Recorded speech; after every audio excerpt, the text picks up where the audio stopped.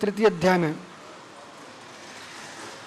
जो विजयारत पर्वत है, यहाँ तक आप पहुँच गए हो, तो विजयारत पर्वत पर वहाँ विद्याधर लोग रहते हैं, ठीक है, विद्याधर नगरियाँ हैं।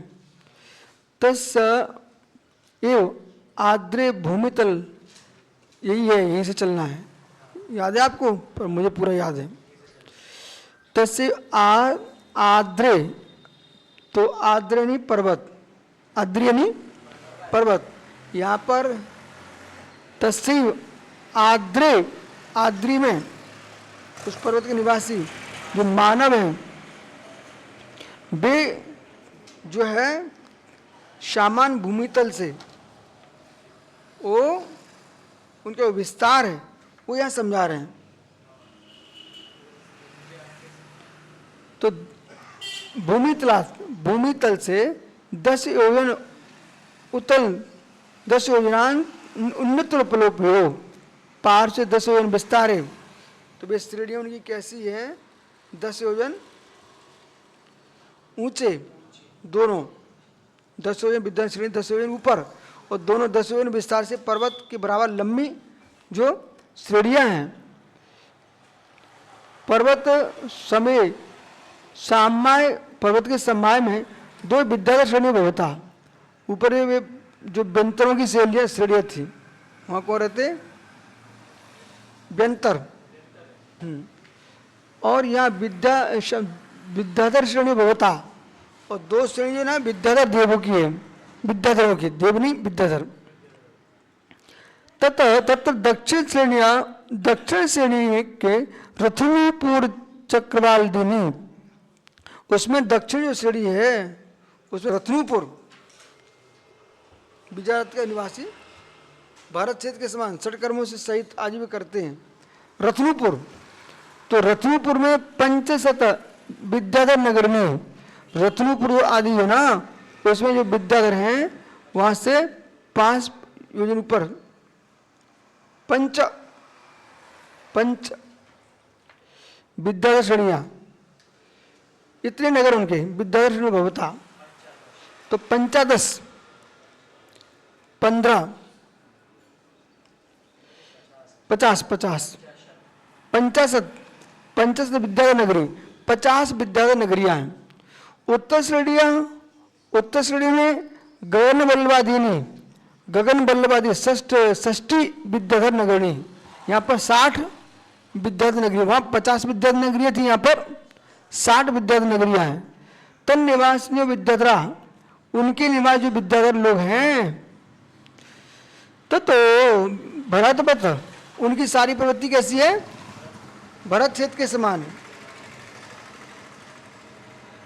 पूरी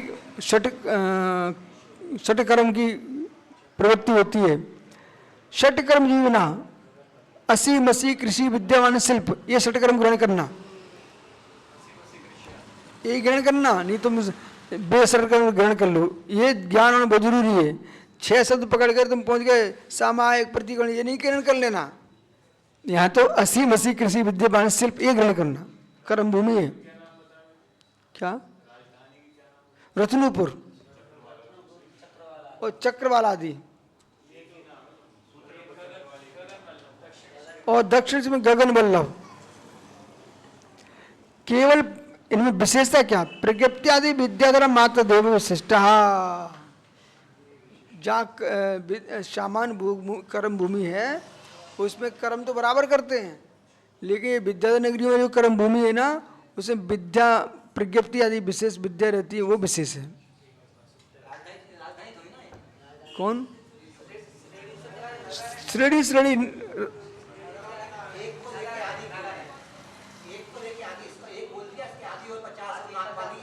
नगरियाँ हैं वे सब।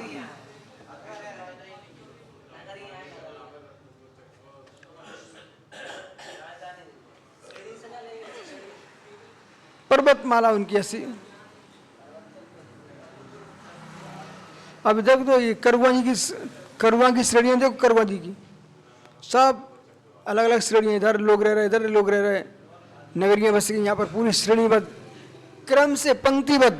सो श्रेणी पंक्तिबद्ध होना श्रेणी, तो पंक्तिबद्ध नगरियाँ हैं। वहाँ हमेशा जो है ना चतुर्थ काल रहता है। विजयारत पर्वत पर हर समय चतुर्थ काल रहता है, पर मोक्ष नहीं होता। कर्म भूमि होने पर भी सुख की अपेक्षा से कर्म भूमि है चौथा काल, लेकिन मोक्ष तो समय पे ही होगा। अभी मोक्ष नहीं हो रहा, काल पंचमी लग रहा, सामान्य है लेकिन काल पंचम है, ये शास्त्र में लिखा है स्पष्ट।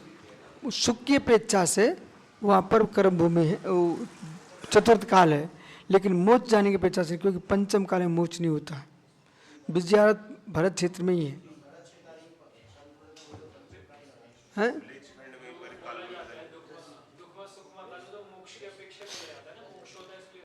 आप बिल्कुल सही कह रहे हैं, पर वहाँ पर मोक्ष नहीं है अभी। मात्र जो मनुष्यों की सुखानुभूति चतुर्थ काल में होती, वैसी अनुभूति वहाँ होती है। हाँ सही है, सही। थोड़ा तो 2-3 लाइन और पढ़ लें।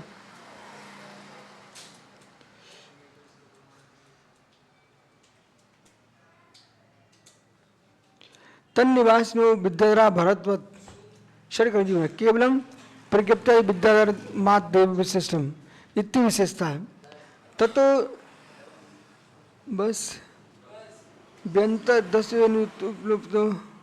उसके 10 योजन ऊपर पार्श्व 10 पार्श्व में 10 योजन विस्तार से पर्वत सामने समाये पर्वत के समीकरण में समुदाय में द्वे व्यंतरा श्रेणियों होता, 2 व्यंतर श्रेणियाँ होती हैं, से जानना चाहिए।